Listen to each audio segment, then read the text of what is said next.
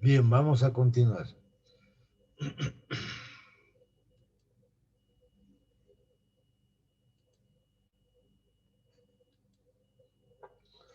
Bueno, decíamos que en este plano, en el tejido celular subcutáneo, se encuentra este músculo muy importante, el platisma mioides, que es el músculo llamado del terror, es el que se contrae cuando estamos despavoridos o estamos asustados.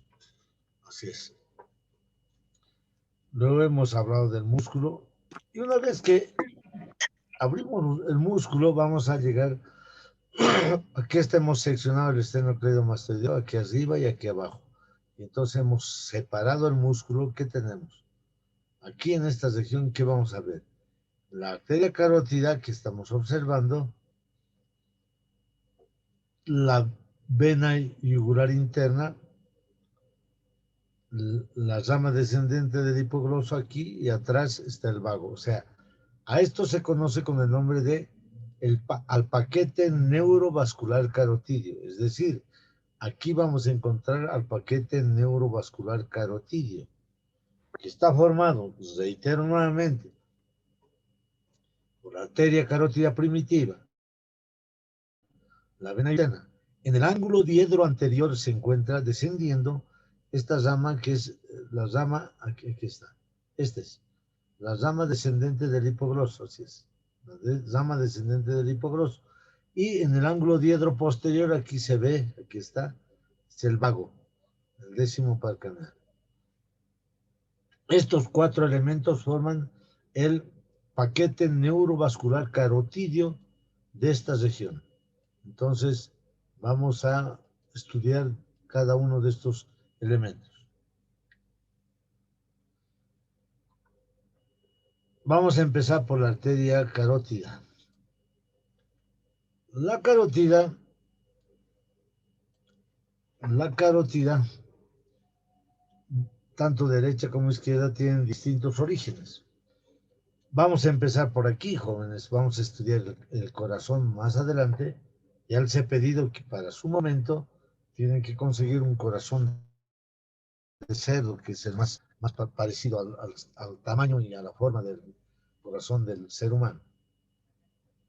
Entonces, del ventrículo izquierdo van a ser esta arteria tan extraordinaria que es la aorta. Esta es la aorta. La aorta va a tener una porción que se llama aorta ascendente, un callado de la aorta y una aorta descendente. Callado con Y, así, ¿ya? Callado, no es callado, no es con L, por si acaso, porque muchos de ustedes lo confunden así, escriben mal en medicina. Por ejemplo, aquí en La Paz tenemos el Nevado Illimani, no es Illimani, es Illimani, doble L. ¿Ya? Entonces, del callado de la aorta o del arco, callado quiere decir arco, del arco aórtico nacen tres ramas.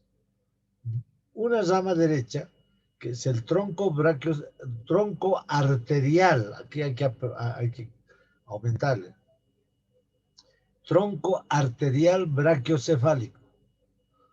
La segunda arteria, la arteria carótida primitiva izquierda. Y la otra es la arteria subclavia izquierda. Son tres troncos que van a nacer del callado o del arco aórtico. Entonces, ya están viendo de dónde nace la carótida primitiva izquierda. Ahora, una vez que de aquí nace, aquí estamos viendo, ¿ya? Entre el callado, aquí está el tronco arterial brachiocefálico. Del tronco arterial brachiocefálico nace recién la subclavia derecha, esta es la arteria subclavia derecha, que va a dirigirse a irrigar el miembro superior derecho, el miembro superior derecho. Y la carótida primitiva derecha, aquí está. La carótida primitiva izquierda nace del callado de la aorta y se continúa hacia arriba. Y la arteria subclavia izquierda también nace del callado y va a ir a irrigar el miembro superior izquierdo. Estos son los orígenes de las arterias que van a ir al cuello. Y vamos a hablar de estas arterias, de las carótidas. ¿Ya? La próxima clase vamos a hablar de la subclavia. Aquí las carótidas son. Las carótidas ascienden y llegan hasta la región de la laringe. A ese nivel viene la carótida, la derecha e izquierda, y va a bifurcarse a la altura de la cervical sexta. Si nosotros dirigimos nuestra relación a nivel de la sexta cervical, de ahí trazamos una línea hacia adelante en el cuello, coincide con el lugar de la bifurcación de la carótida primitiva. Entonces, esta carótida primitiva se va a dividir en una carótida interna y una carótida externa. Carótida externa, una externa y una interna. Aquí está. Este es del lado izquierdo, por si acaso. Este es el lado izquierdo. Entonces, una carótida externa y una carótida interna.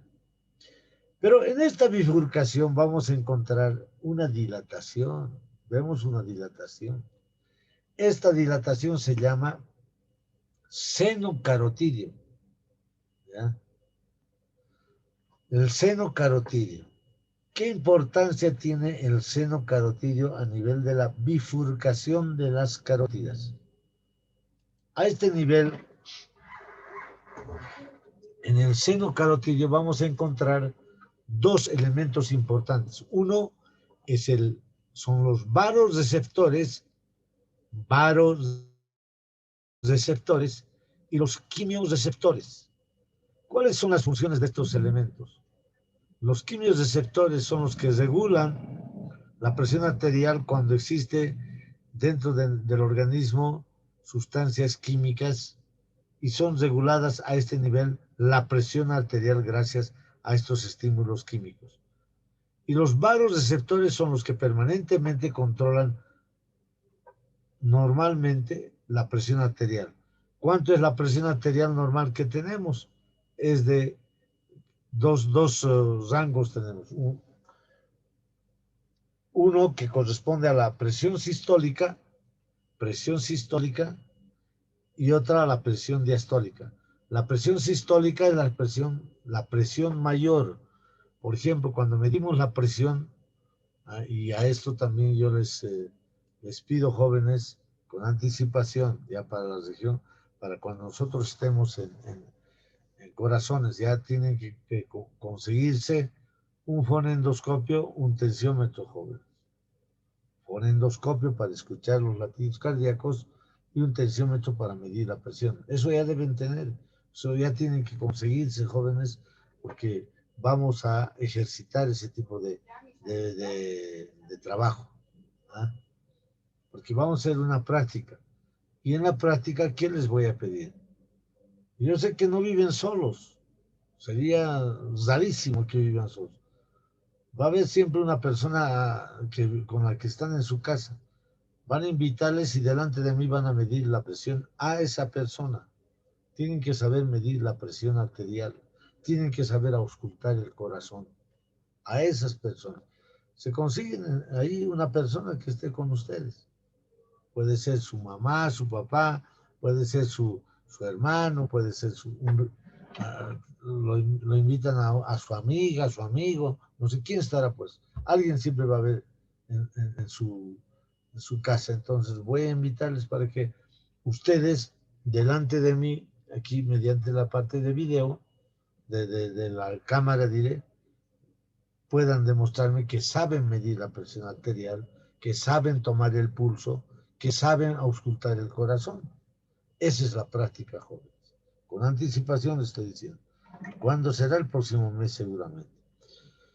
Bueno, entonces, ese es el seno carotidio. ¿Cómo está inervado el seno carotídeo? Está inervado por el noveno par craneal, que es el glosofaringio, el décimo par craneal, que es el vago, y el plexo pericarotídeo, plexo simpático pericarotídeo. Así es como está inervado el seno carotídeo. Una vez que hemos estudiado el seno carotídeo, vamos a estudiar las arterias. Aquí tenemos. ¿Ya? Entonces aquí viene, aquí más o menos se va a bifurcar a esta altura se bifurca.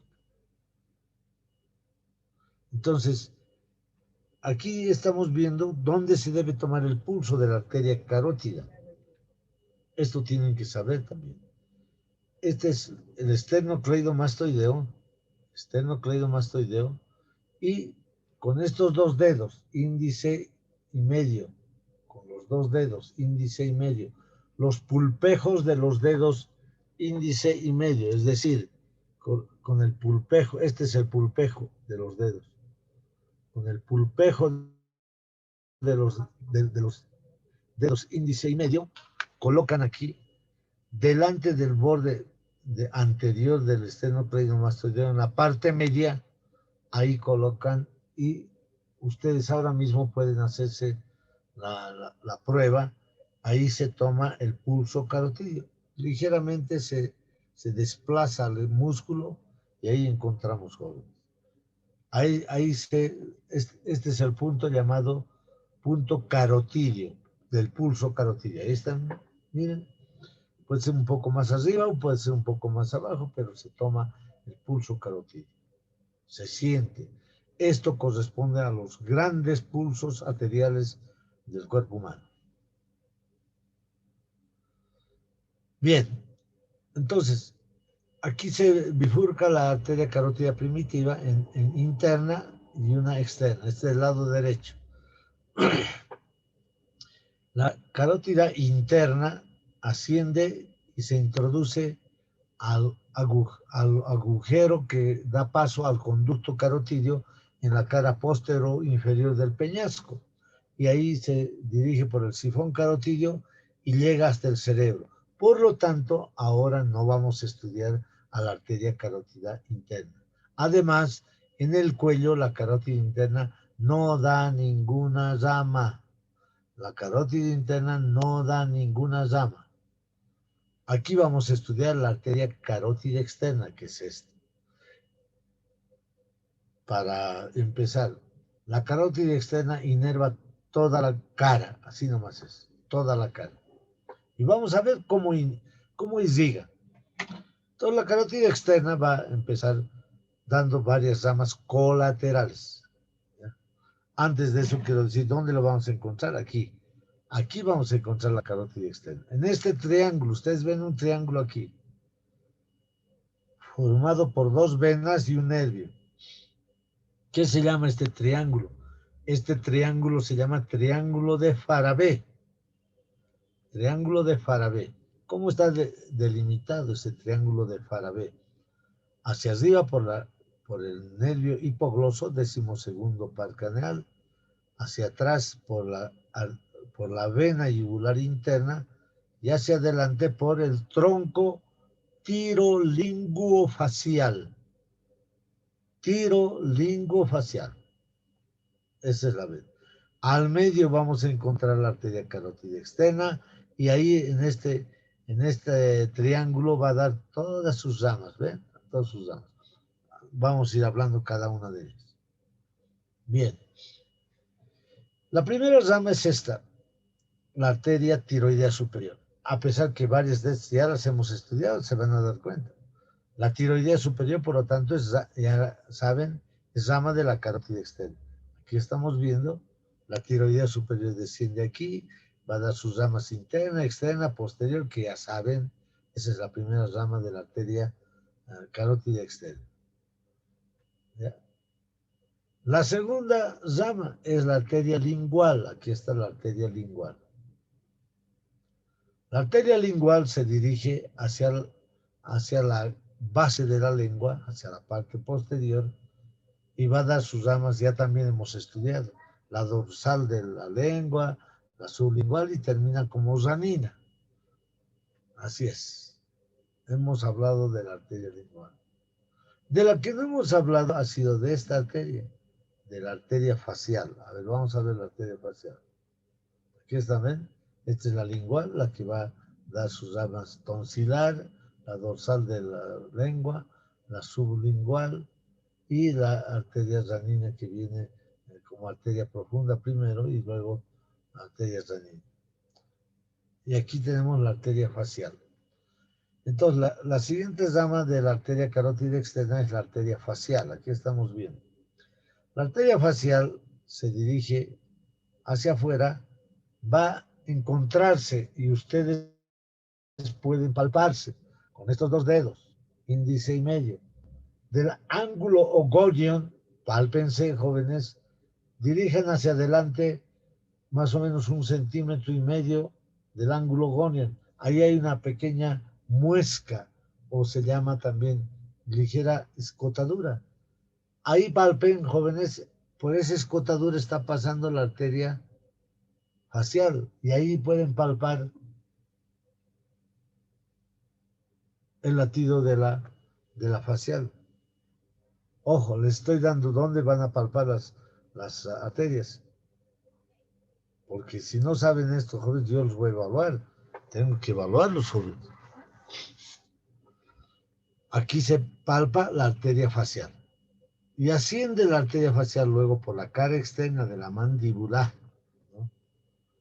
Y va a dirigirse hacia el surco nasogeniano. Va por el surco nasogeniano y termina en el ángulo interno, aquí en el ángulo interno de los párpados, o en la comisura palpebral interna, ahí termina. Ese es el trayecto de la arteria facial. Ahora, ¿qué ramas va a dar la arteria facial? El momento que se dirige hacia el borde inferior de la mandíbula, va a dar ya una rama, porque está pasando por el triángulo suprayoideo lateral, que ya hemos hablado. Por ahí está pasando, está dando una rama a la glándula submaxilar. O sea, ya da una rama a la glándula submaxilar. Luego aquí va a dar una rama submentoniana. Una vez que llega a la cara, va a dar una rama labial inferior y labial superior, o coronaria inferior y coronaria superior, también se llama así. Luego llega hacia la región nasogeniana y va a dar ramas al ala de la nariz o ramas nasales. En este trayecto va a ir a irrigar todos los músculos masticadores que se encuentran cerca del facial aquí. Y una vez que llega a la región interna de la región palpebral, comisura palpebral interna, va a dar su rama terminal. ¿Qué se llama su rama terminal? Se llama angular, porque está en el ángulo de los párpados, en el ángulo interno, por eso se llama angular. ¿Cuál es la importancia de esta angular? Es que es rama terminal de la arteria facial y se anastomosa, se une con la otra arteria, que es la arteria nasal, rama terminal de la arteria oftálmica. Hemos hablado de eso. Entonces, eso va a permitir que haya una circulación colateral entre la oftálmica y la facial. Cuando hay una sección, una eliminación de la arteria a este nivel, por ejemplo, por un accidente de tránsito o alguna agresión física que pueda pasarnos, se secciona esta arteria, si digamos terminaría aquí la arteria, todo lo que está distal al corte se necrosa. Pero en estos casos, por el hecho de que hay una anastomosis de la arteria oftálmica a través de la arteria nasal y la anastomosis con la angular, la sangre fluye por acá y sigue irrigando a los músculos de la mímica, todas las regiones. Entonces no se produce necrosis. Esa es la explicación, jóvenes, que debemos dar exactamente cuando hay alguna lesión en la cara. Bien, entonces esa es la arteria facial. Seguiremos con las otras arterias. La siguiente arteria es esta, la que está yéndose hacia arriba y hacia atrás. La arteria auricular posterior, aquí está. ¿Dónde se va a dirigir la arteria auricular posterior? Su nombre dice, detrás de la oreja. La regla de la arteria auricular posterior se va a dirigir hacia atrás de la lengua y va a ir del pabellón, perdón, detrás del pabellón auricular, y va a ir a irrigar esta región posterior de la oreja. Así es. Esta es la arteria que se dirige. Luego tenemos la arteria occipital. Esta arteria occipital se dirige hacia atrás, va a ir por un surco que está paralelo a la cisura digástrica. Ahí hay un surco paralelo que se llama surco yuxtamastoideo. Por ese surco va a ir la arteria occipital y va a irse a la región dorsal del cuello y va a ir a irrigar los músculos de la nuca. Ahí termina en los músculos de la nuca. Y finalmente, la arteria faringe ascendente. Esta es la faringe ascendente que está. Esta arteria faringe ascendente, como su nombre indica, sube. ¿Hasta dónde? A los músculos de la faringe. Va a ir a irrigar ahí. ¿Qué músculos son los de la faringe? Son 3. El constrictor superior de la faringe, el constrictor medio de la faringe y el constrictor inferior de la faringe. Son los que forman prácticamente. Vamos a ver ahorita, aquí está. Aquí está, ven ustedes, aquí está. Constrictor superior de la faringe, constrictor medio de la faringe y constrictor inferior de la faringe. Estos músculos son irrigados por la arteria faringe ascendente. ¿Qué importancia tienen estos músculos constrictores? Son los que al momento en que pasa el bolo alimenticio hacia el esófago, que está aquí atrás, aquí está, estos se contraen y hacen que pase el bolo alimenticio. Entonces, estos músculos tienen una irrigación muy importante de esta arteria que se llama arteria faríngea ascendente. Esas son las ramas, como verán, no son difíciles, son 6 ramas que tienen que saber que va a dar la arteria carótida externa. Una vez que ha dado esas 6 ramas, va a dar la arteria carótida externa va a dar sus ramas terminales. Aquí está. Esta es la temporal superficial y la maxilar interna. Temporal superficial y maxilar interna, que son las ramas terminales de la carótida externa. Aquí vemos la tiroidea superior, la arteria lingual, la arteria facial. Aquí está la faringe ascendente. Entonces, vamos a tener eso. Después vamos a ver eso. Aquí está. La temporal superficial es esta rama terminal de la carótida externa. Esta temporal superficial, vamos a encontrar, jóvenes, que va a dirigirse por delante del trago. Aquí vemos el trago, aquí está el trago. ¿Ya? Delante del trago, ahí va a estar ascendiendo la arteria temporal superficial. Sus 2 dedos, índice y medio, colóquense delante del trago. ¿Ya? Aquí delante del trago. Delante del trago. Y pálpense ahí, van a sentir la palpación de la arteria temporal superficial. Ese es el punto donde palpamos a la arteria temporal superficial. Ahí es la arteria temporal superficial. La temporal superficial, aquí vamos a ver, va a dar las siguientes ramas. Primero va a dar una rama, vean ustedes, que se llama transversa de la cara. Esta es la transversa de la cara. Su nombre mismo ya nos sugiere mucho. Va a ir va a dirigirse transversalmente la cara siguiendo este huesito, que es la apófisis cigomática, por la parte superficial, y va a ir a irrigar los músculos de la mímica y se va a anastomosar con la arteria facial que está aquí.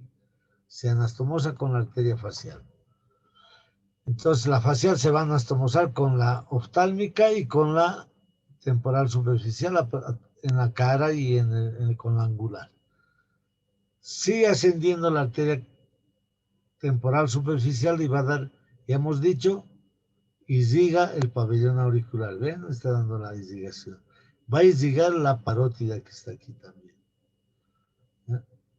Y va a terminar formando ramas que van a irrigar la región temporal, la región anterior, la media y la posterior. En esta región temporal, en la región lateral de la bóveda craneana. Entonces, por eso se llama temporal superficial, porque está casi superficialmente, por eso se palpa inclusive. Y va a dar esas ramas, la temporal superficial, las auriculares, las parotidias, y va a terminar en la región temporal, anastomosándose, vean ustedes aquí, se anastomosa con la arteria aquí auricular posterior, aquí se anastomosa con la arteria frontal, etcétera, etcétera. Y ahí termina la arteria temporal superficial. Ahora, esta arteria que se está entrando aquí, que se está escondiendo, se dirige pues a la parte interna de la apófisis ascendente del maxilar. A esa región se llama pterigopalatina. Entonces, para ver esta arteria maxilar interna debemos hacer una osteotomía, o sea, retirar aquí está la mandíbula, para poder ver, porque miren, esta partecita nomás vemos en la anterior, ven, esta partecita, el inicio nomás de la maxilar interna. Entonces, aquí ya vemos todo el resto de las ramas. Entonces, la maxilar interna va a dar las siguientes ramas. Bueno, no les voy a decir, son 14 ramas. No es necesario que ustedes sepan de memoria las 14 ramas, pero lo que sí tienen que saber es cuál es el territorio de irrigación de la maxilar interna. Ya hemos hablado algunas, jóvenes. Hemos hablado de la meningia media, es la que va a estar aquí, la que va a entrar aquí, la meningia media. La timpánica se llama también, la caja del tímpano. La masentérica y de los músculos masticadores. La masentérica, la pterigoidea interna, pterigoidea externa, ya hemos visto también eso. La alveolar inferior, vean ustedes, aquí está la alveolar inferior. La infraorbitaria, aquí está, de la cual van a nacer ramitos para los dientes hacia abajo. Aquí. Entonces, va a dar ramas nasales a la fosa nasal. Entonces, ¿qué va a irrigar la maxilar interna? Los dientes de la arcada dentaria inferior, los dientes de la arcada dentaria superior, las meninges, la parótida, la parte interna de la parótida, porque hay un lóbulo interno, los músculos masticadores, la fosa nasal. La rama terminal, aquí está la rama terminal de la maxilar interna, es la arteria esfenopalatina, que también hemos hablado. Esta rama terminal llamada esfenopalatina va a ir a formar parte del plexo arterial de Kieselbach en el tabique nasal. Ahí va a ir a formar la esfenopalatina, que es rama terminal de la maxilar interna. Aquí están todas las ramas que les he dicho. No es necesario que aprendan de memoria, sino van a ir viendo. Son 14 ramas. Y aquí estamos observando, por ejemplo, las ramas del seno, inclusive el seno maxilar va a dar. Y aquí estamos viendo las dentarias, de las cuales van a salir para los dientes. Aquí están las 14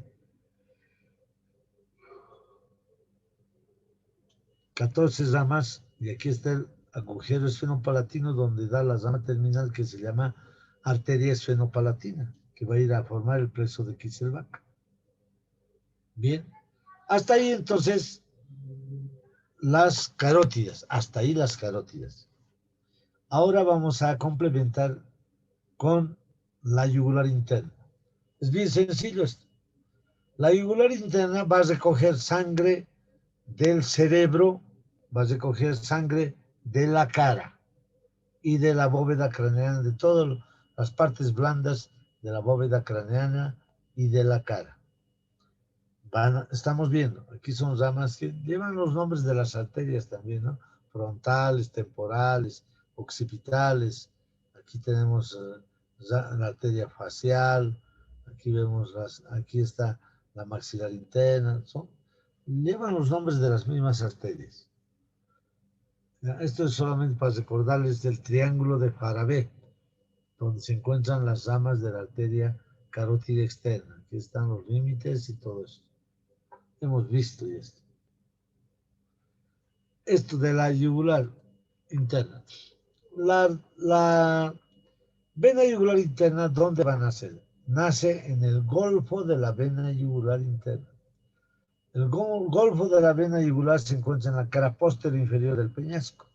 De ahí es donde se coge toda la sangre, ¿se acuerdan del cerebro? La longitudinal superior, la vena longitudinal inferior, la transversa, forman el tronco venoso de erófilo, de ahí va por el canal sigmoideo en el temporal y llega hacia la fosa yugular en la cara posterior inferior del peñasco, donde se encuentra una dilatación que se llama golfo de la vena yugular interna.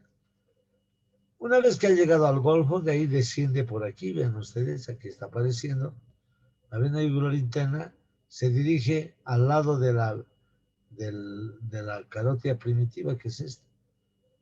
Se dirige verticalmente y llega a unirse con esta vena, que es la vena subclavia. Esta vena subclavia se une con la yugular interna y forman este otro tronco venoso brachiocefálico izquierdo. Aquí está la vena yugular interna del lado derecho, la subclavia derecha, y forman el tronco venoso brachiocefálico derecho, que es más corto, vean ustedes, y este es más largo, porque se va a dirigir más a la derecha, por eso es que es más largo este. Ambos, al juntarse los troncos venosos brachiocefálicos derecho e izquierdo, forman la vena cava superior. Y la vena cava superior va a terminar en la aurícula derecha. Entonces, este es el retorno venoso de la cabeza y del cuello. A la yugular interna, ¿qué venas van a desembocar? Son afluentes. Estamos viendo la yugular anterior, el tronco tiro lingofacial, que aquí estamos viendo. Aquí vemos la vena yugular externa, que es esta, la vena yugular anterior, que ya está seccionada. Y ahora aquí hay dos ángulos se forman, un ángulo en el lado derecho, aquí, entre la yugular interna y la subclavia, van a formar un ángulo, este ángulo, ven ustedes este ángulo de Pirogov, derecho se llama. Y en el otro lado, ángulo de Pirogov, izquierdo. En estos ángulos también llamados yúgulo subclavio izquierdo, yúgulo subclavio derecho. En estos ángulos van a desembocar aquí, en el lado izquierdo, un conducto muy importante, que solamente se lo ve cuando una paciente o un paciente enferma. Se llama conducto torácico, que recoge la linfa desde los miembros inferiores, abdomen, pelvis, tórax y miembro superior izquierdo. Aquí desemboca el conducto torácico en el ángulo de Pirogov izquierdo. Y en el ángulo de Pirogov derecho desemboca la gran vena linfática que recoge la sangre venosa de la cabeza y el miembro superior derecho. Estos linfáticos desembocan acá y después van a ir hacia los troncos venosos brachiocefálicos, van a ir a la vena cava superior y esta termina en la aurícula derecha. En la aurícula derecha. Esa es la característica. Vean ustedes aquí.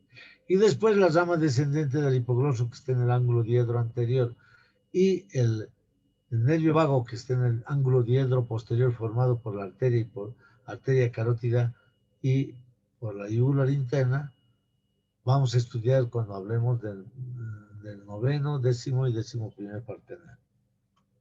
Nada más, jóvenes, hasta aquí entonces el tema de la parte de carótidas y espero que se pasen. O sea, si han tomado apuntes en este momento, va a ser más fácil para ustedes repasar los apuntes y tener una idea de lo que está sucediendo en el cuello, ¿no? Yo sé que a muchos les da un poco de...